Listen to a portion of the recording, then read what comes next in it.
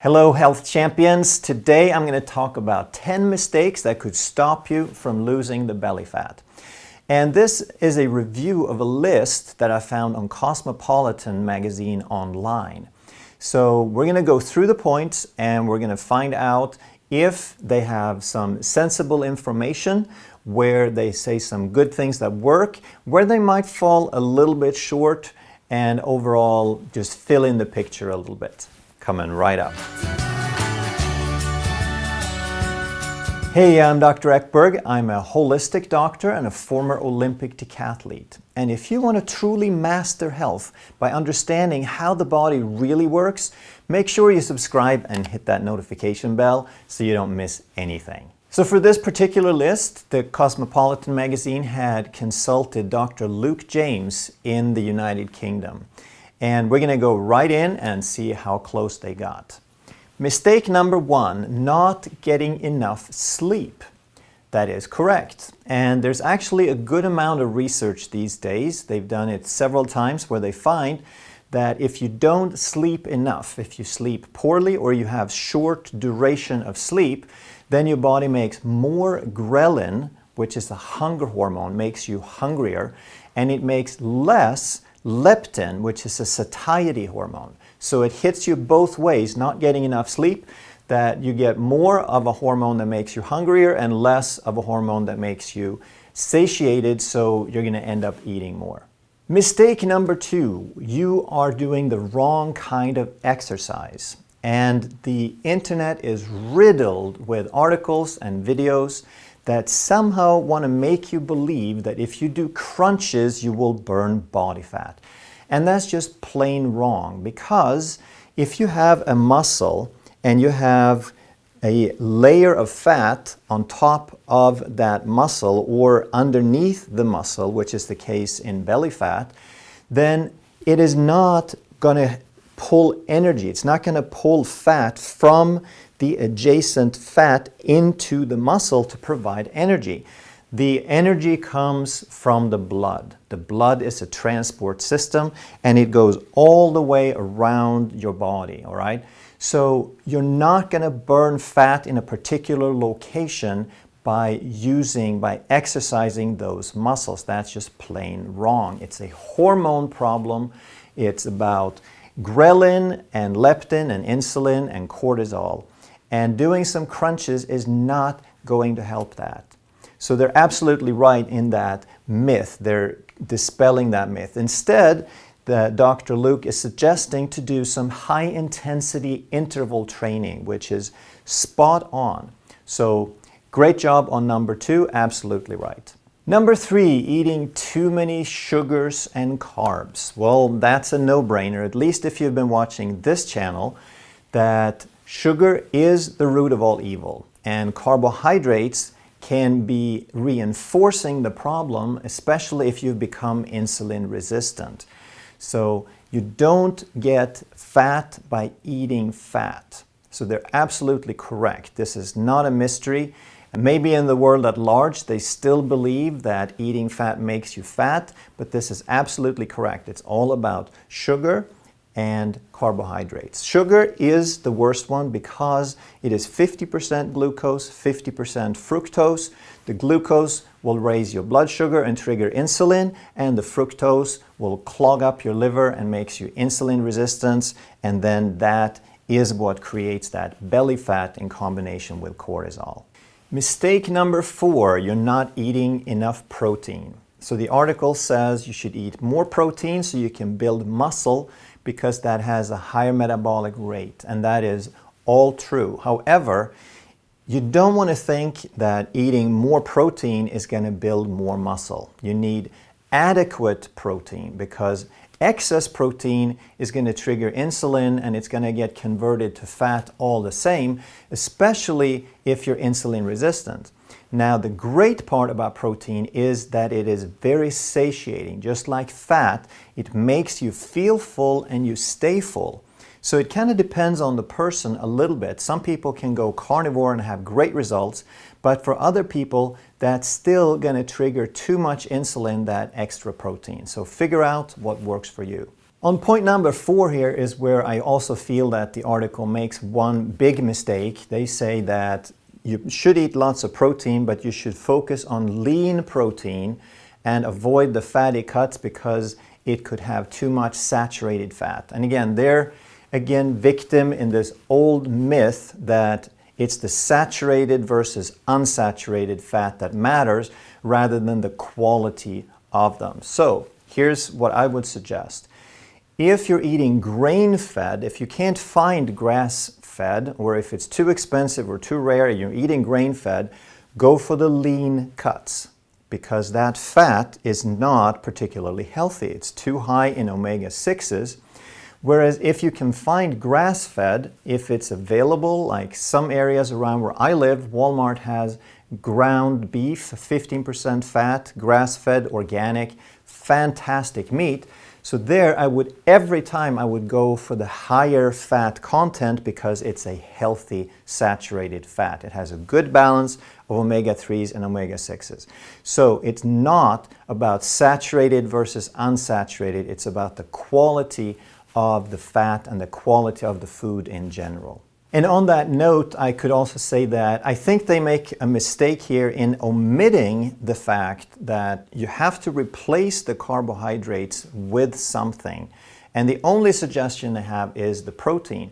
Whereas for most people, the sensible thing to replace sugar and carbs with is quality fat. So no place in here do they talk about eating more fat. They're just talking about eating less carbohydrates and sugar and maybe increasing protein a little bit, but they're not really saying to eat that instead of the carbs. And in doing that, they're sort of just restricting the food, and there's a chance now that you're going to get hungry and it's going to be more difficult for you to sustain it. So the thing to eat a little bit more of as needed to fulfill your hunger is high quality fats. 5, you are too stressed or too anxious. And this is absolutely true that if you're stressed or anxious, you're going to trigger more cortisol. Cortisol is a stress hormone that will raise blood sugar, and blood sugar will trigger insulin, and insulin will put the energy right back where it started. It will turn that sugar into fat. So stress tricks your body in producing more blood sugar than it really needs because the system is designed for you to being chased by something and running away or climbing a tree, and then that extra blood sugar was useful. But if you're just being stressed sitting behind a desk or behind a steering wheel in your car, there is no outlet for that sugar. So the stress tricks the body to make blood sugar you don't need, and that's the dangerous part. So now that blood sugar gets converted right back to fat, and it sits right on your midsection as intra-abdominal fat. And again, it's not the fat per se that is so dangerous, it's the fact that it resulted from stress. Because stress changes your body's priorities, it changes the hormones, it changes your metabolism, it changes priorities in your body. So when you're stressed, you turn off the healing and digestion and you turn on all those stress responses. That's why it's a bad thing. Mistake number 6, you're expecting a quick fix. And this might be the most common problem, that people don't understand what weight loss is. We're hooked on the idea of a quick fix, and there's no such thing. If you want a quick fix, you can at best get a temporary result. So there's 2 reasons for this, and they're mentioning one of them in the article, and it's an important one. It's that the brain needs time to rewire. It takes time to develop new habits, up to 12 weeks. So if you don't give yourself time to change your lifestyle, then it's also going to be a short-term change. But the biggest reason that we cannot expect a quick fix is that these problems depend on insulin resistance and fatty liver and carb dependence, and they develop over years or decades. So we can't expect to reverse these metabolic changes in days or weeks or even months. It's going to take the time that it takes if we want a long-term result, right? And I don't think anybody honestly wants to just lose the weight and then gain it back. Everybody, even though they say, I just want to lose the weight right now for this or this occasion or this event or because I feel like it, you really don't want to gain it back. So do it right. Number 7, you're not tracking your progress. And here they're saying that there's apps available for phones and computers that can help you track your food intake and your calories burned during exercise. And this is true, we need to track, but it's a little disappointing that they're talking about tracking the calories burned during exercise, because now they're making it more about calorie restriction and short-term changes again. I think it's okay to track these things, that you want to track your food intake, but more than that, you want to track the amount of sugar and the amount of carbs and make sure that they're low enough to be either in ketosis or at least a low-carb lifestyle. Then you want to track the real things that are going to change. Sure, you could track your weight as long as you don't get hung up on it and put it on a timeline and expect it to change quickly. But what you want to track are the root causes, or rather the true measurements of the imbalance, which is your glucose, your ketones, your A1C, and your fasting insulin. These are the things that change over months and years and decades, and those are the ones we truly have to reverse if we want to make this long term. If you want to lose that belly fat and that weight, but you have a high fasting insulin, then you can punish your body for a while, but the body's going to come back because you're insulin resistant. Your body is still trying to store away more than it's trying to burn. You're still in fat storing rather than fat burning. Number 8, you're crash dieting. And here they say it very well. Crash diets might help you to lose a few pounds at first, but they're hard to sustain. Actually, they're impossible to sustain. That's why they don't work. And they won't help you keep the weight off. It's impossible to go hungry for the rest of your life. Can't do it. And if you punish your body, it's going to be a short-term change. Then in the same paragraph on crash dieting, they're saying make sensible, healthy changes to your lifestyle that you can stick to and avoid the fad diets. So absolutely true. The only problem here is, do we know what a sensible diet is and what a fad diet is? What we can say for sure is that the standard American diet, the way that we have been eating for the last 50, 60 years, is a fad diet. Some people think that if you just tweak that one a little bit, if you keep it low fat and you eat lots of vegetables and lots of bread and lots of pasta, that's a sensible, balanced diet. It is not. It's a fad diet. By definition, a fad diet is something short-term that people get emotionally invested in, but it doesn't work in the long time. And I think the track record is there to prove that the standard American diet, even if you tweak it a little bit, it might be able to keep an insulin-sensitive person in a relatively good place, but it won't help an insulin-resistant person to reverse it. We need to go a little bit further. So a fad diet, the thing to understand is a low-carb diet is not a fad diet.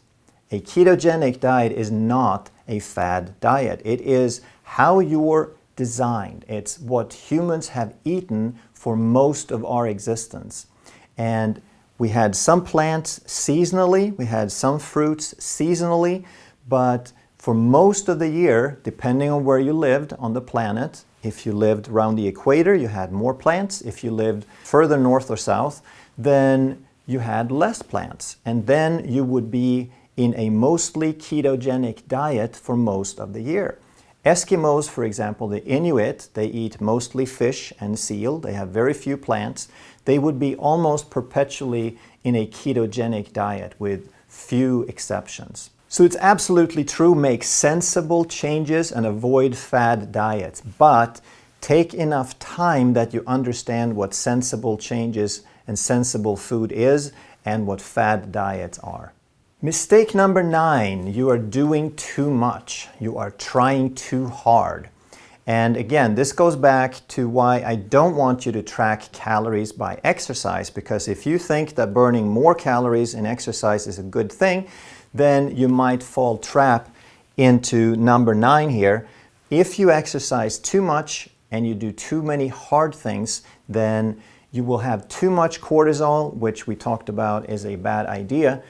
But there's also the need for recovery and exercise, that you put in some activity and now your body needs to recover. We need to keep this in balance because otherwise it's unhealthy at so many levels. Number 10, you haven't got the right exercise balance.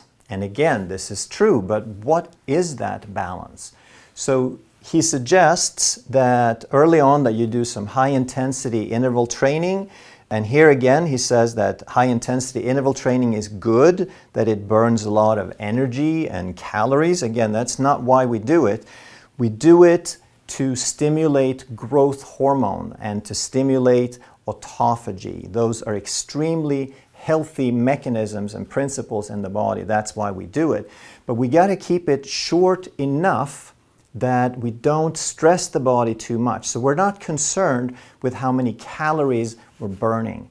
Then he says that you need to make a balance, that in addition to high intensity interval training or HIIT, you also can do weights, which again is true, but it's not the balance between HIIT and weights that you're looking for. You're looking for the balance between high intensity and low intensity.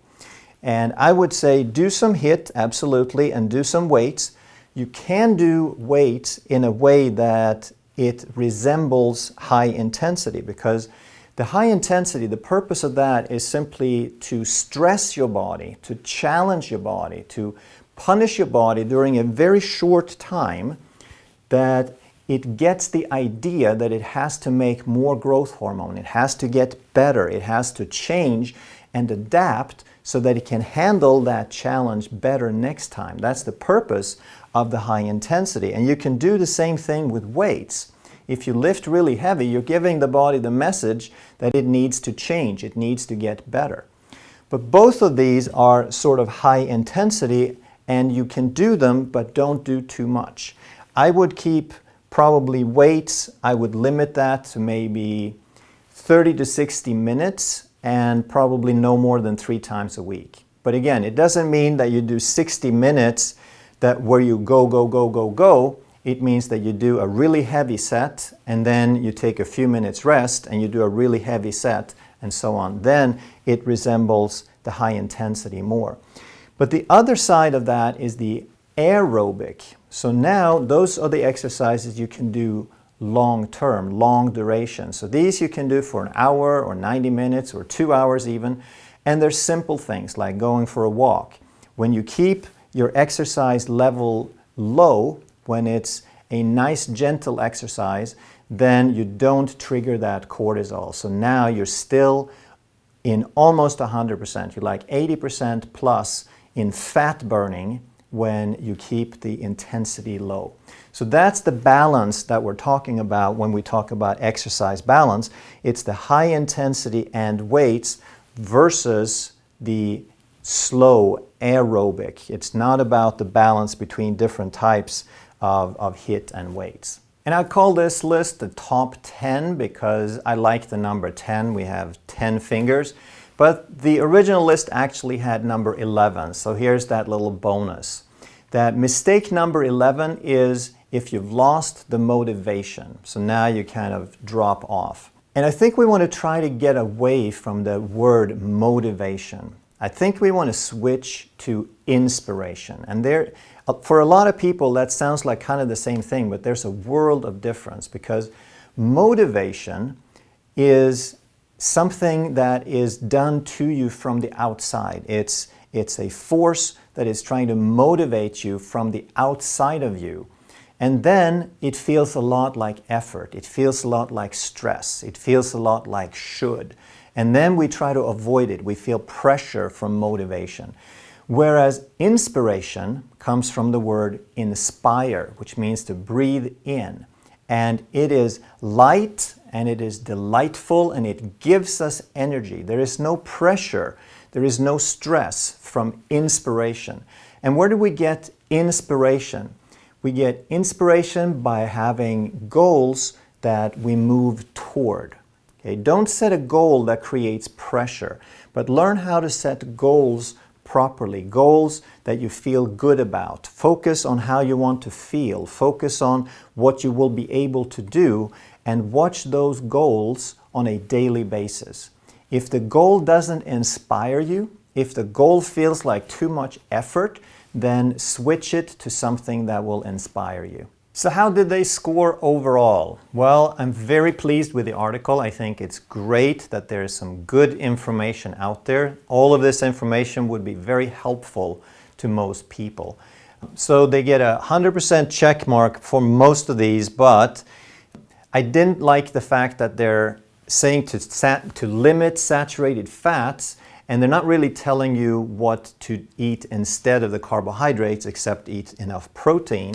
And they were just a little bit incomplete on a couple of points here. But overall, I'm extremely pleased. I think it's one of the best pieces of information that I've seen. If you enjoyed this video, make sure that you take a look at that one also. Thank you so much for watching. I'll see you next time.